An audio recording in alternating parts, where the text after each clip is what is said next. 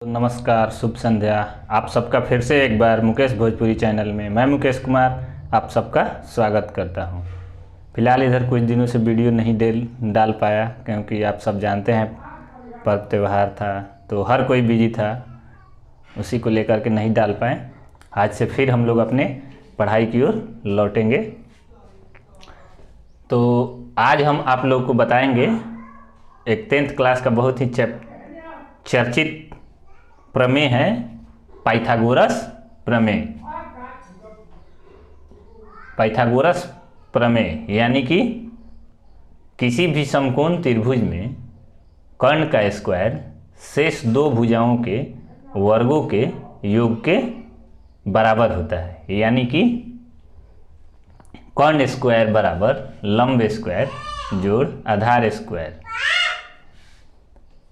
तो इसको डायरेक्ट ऐसे नहीं लिखता है, परीक्षा में आपको जब भी सिद्ध करने के लिए देगा तो ये लिखता है एक समकोण त्रिभुज में कर्ण का वर्ग अन्य दो भुजाओं के वर्गों के योग के बराबर होता है। ये इस तरह से पूछेगा तो ये आपको समझ जाना है कि पाइथागोरस प्रमेय है। जहां भी कर्ण का वर्ग कर्ण लग जाए, कर्ण का वर्ग कर्ण लंब आधार कर्ण रहेगा तो वो फिक्स है कि पाइथागोरस प्रमेय की ही बात करेगा। तो कहीं कहीं पाइथागोरस प्रमेय को बौधायन प्रमेय भी कहा जाता है। बौधायन प्रमेय पाइथागोरस का ही एक अन्य नाम बौधायन था। तो इस बात को भी आप लोग याद रखिएगा, एग्जाम में भी कभी कभी पूछ देता है पाइथागोरस प्रमेय का दूसरा नाम क्या है। तो क्या है? बौधायन प्रमेय। तो देखिए ये क्या है, ये दिया हुआ है एक समकोण त्रिभुज में कर्ण के वर्ग का अन्य दो भुजाओं के वर्गों के योग के बराबर होता है, यानी कि कर्ण स्क्वायर बराबर लंब स्क्वायर जोड़ आधार स्क्वायर। तो ये तो होता है, तो इसको अब हम लोग काहे होता है कैसे होता है सिद्ध करेंगे, आखिर कैसे होता है। तो सबसे पहले तो हमें यहाँ लिखेंगे दिया है या मान लेते हैं, यहाँ लिखेंगे मान लेते हैं ABC एक त्रिभुज है, क्योंकि जब भी पाइथागोरस प्रमेय लगेगा तो किस पे लगेगा? एक त्रिभुज पर ही लागू होगा। ABC एक त्रिभुज है और त्रिभुज में भी कैसा त्रिभुज? समकोण त्रिभुज। ABC एक त्रिभुज है जिसमें कोण भी समकोण है, कोण भी समकोण है।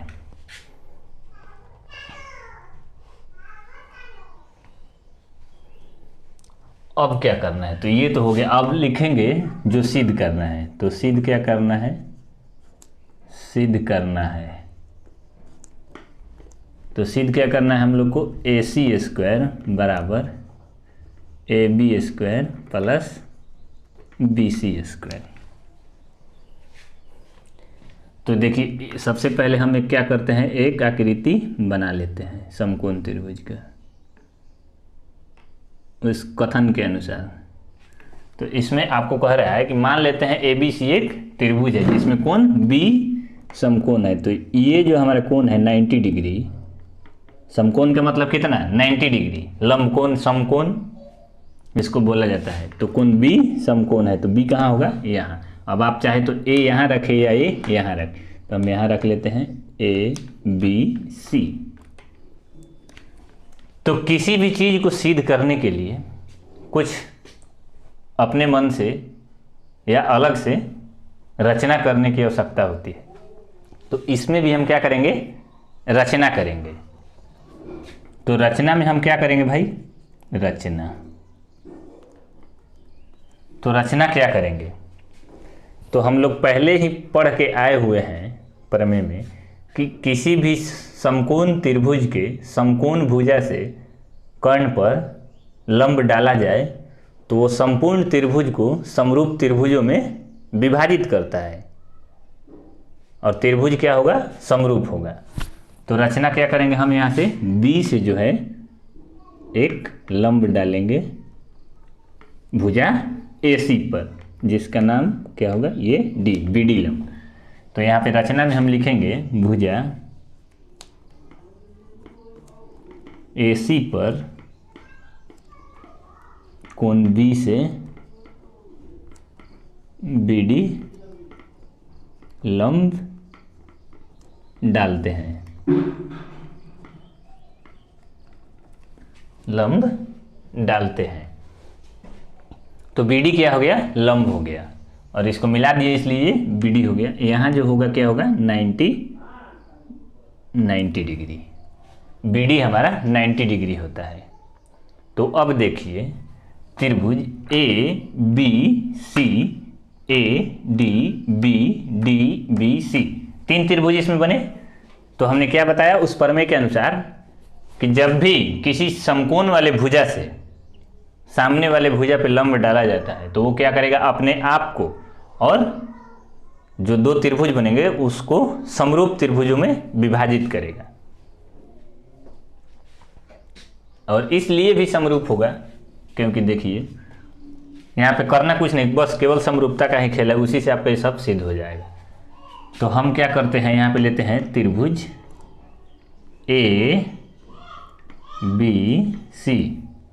ABC यानी कि A के बाद 90 डिग्री, और ये 2 त्रिभुजों में विभाजित है, ये एक त्रिभुज ये और एक त्रिभुज ये।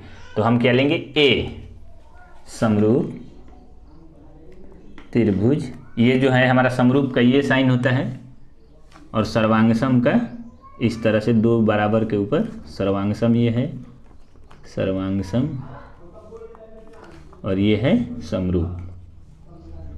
समरूप का मतलब थोड़ा सा समझ लेते हैं। समरूप का मतलब होता है समान रूप वाला, और सर्वांगसम का मतलब होता है कि सभी अंग जिसका समान हो वही है सर्वांगसम, और समरूप का मतलब है कि मिलता जुलता है, रूप समान है उसका, वो टोटली सामान्य नहीं है। तो यहाँ पे क्या करेंगे, ABC यानी कि A जो है कोण A के बाद हम क्या लिए हैं 90 डिग्री वाला कोण, तो यहाँ पर भी हम लेंगे A, और इसमें 90 डिग्री क्या है D, तो यहाँ पे हम लिखेंगे D, तो ADB। अब ये कहेंगे कि कैसे सर समरूप हुआ, तो ये 9th क्लास में आप लोग को पढ़ना था, तो एक बार फिर से देख लीजिए। ABC में त्रिभुज ABC में कोण B आपका 90 डिग्री है, B आपका 90 डिग्री है। तो इसमें कोण ADC, त्रिभुज में ADC में कोण D 90 डिग्री है। तो ये आपस में क्या होंगे, समकोणिक त्रिभुज होंगे, तो ये समरूप होंगे। जब 2 कोण, एक कोण उभयनिष्ठ और 2 कोण बराबर हो तो क्या होगा, वो समरूप होगा। तो ये हमारा इसलिए ये हो गया त्रिभुज समरूप, ABC समरूप त्रिभुज ADC। तो ये एक हुआ, और इसी तरह से ये दूसरा त्रिभुज भी लेंगे और उसी से ये जस का तस सिद्ध हो जाएगा, करना कुछ नहीं है। तो हम क्या करेंगे, यहाँ पे चलेंगे, जब त्रिभुज समरूप होंगे तो अनुपातिक भी होंगे। पाइथागोरस जो वहाँ पे बताए थे थेल्स पर में, उसमें हम बताए थे कि अनुपातिक होता है। तो इसमें क्या होगा, अगर हम यहाँ पे लेते हैं AC, जब एक बीच वाले छोड़ेंगे तो यहाँ पर भी क्या लेंगे हम AB।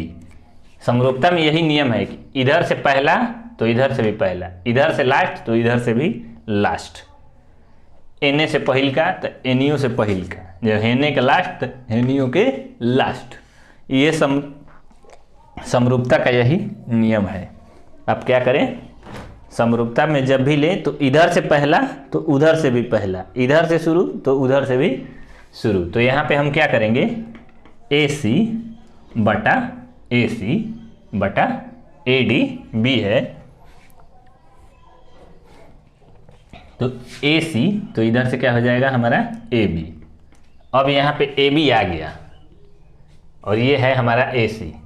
तो अब हम क्या करेंगे कि दूसरा त्रिभुज में किसी भी तरह से हमको AB यहाँ आना चाहिए, AB यहाँ AB आया तो यहाँ भी हमको AB ही लाना है।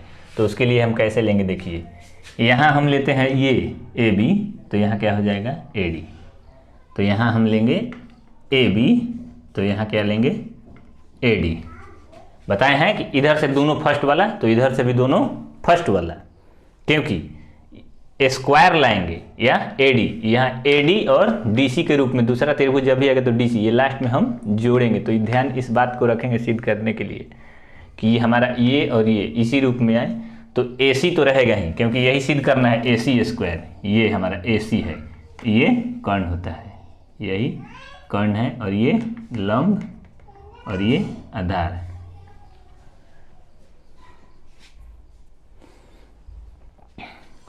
तो एसी हमारा कर्ण हो गया, तब इसको क्या करेंगे, तिरछा तिरछी क्रॉस मल्टीप्लिकेशन करेंगे, तो ये हमारा क्या हो जाएगा,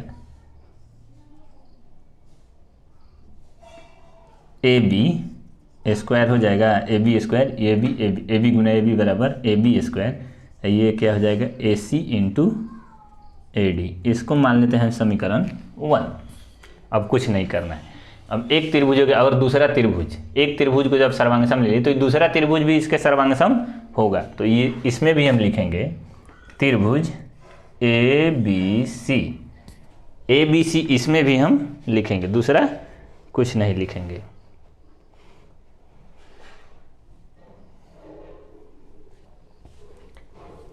ए बी सी, तो दूसरा क्या हो जाएगा, यहाँ पे हम लेंगे कोण बी से समरूप त्रिभुज,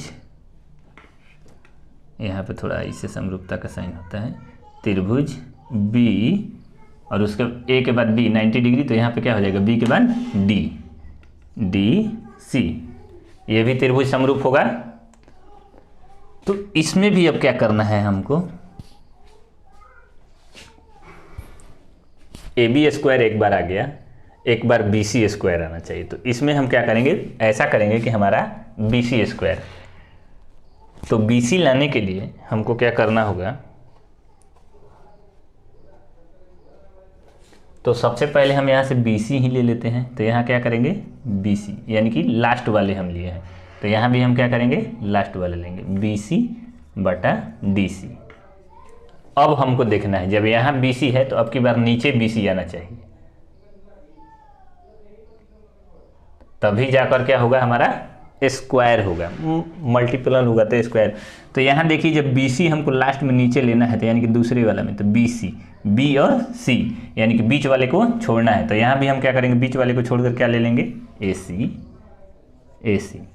तो ये जब ए सी हुआ बीच वाला छोड़ते, इसमें भी हम क्या करेंगे बीच वाले को छोड़ देंगे, इधर एन ए से बीच गायब तो उन्हीं से बीच गायब, एन ए से किनारे तो उन्हीं से किनारे, मतलब जेने से चले के बाद क्रमानुसार चले के बाद, बस ये समरूपता में ध्यान रखे के बाद। सर्वांगसम हुई तक एनियो से ले तक कोनो दिक्कत, जैसे कि सब अंग समान होला सर्वांगसम में। तो एह में हमारा क्या होई, तिरछा तिरछी फिर गुना हो जाई है, तो ये हो जाई बी सी स्क्वायर बराबर ए सी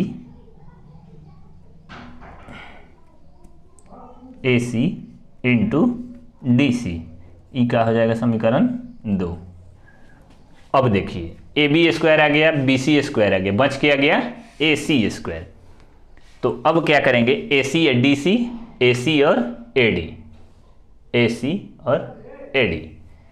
अब क्या करेंगे इसमें हम संगत पक्षों को जोड़ देंगे। संगत पक्ष क्या होता है, एल एच एस और आर एच एस, दो पक्ष होते हैं, तो एल एच एस को एल एच एस से जोड़ेंगे और आर एच एस को आर एच एस से जोड़ेंगे, यानी कि बायां पक्ष के सामने बायां पक्ष जोड़ेंगे और दायां पक्ष के सामने दायां पक्ष जोड़ेंगे। संगत पक्ष का यही मतलब होता है, ये जब बराबर के इस साइड जो है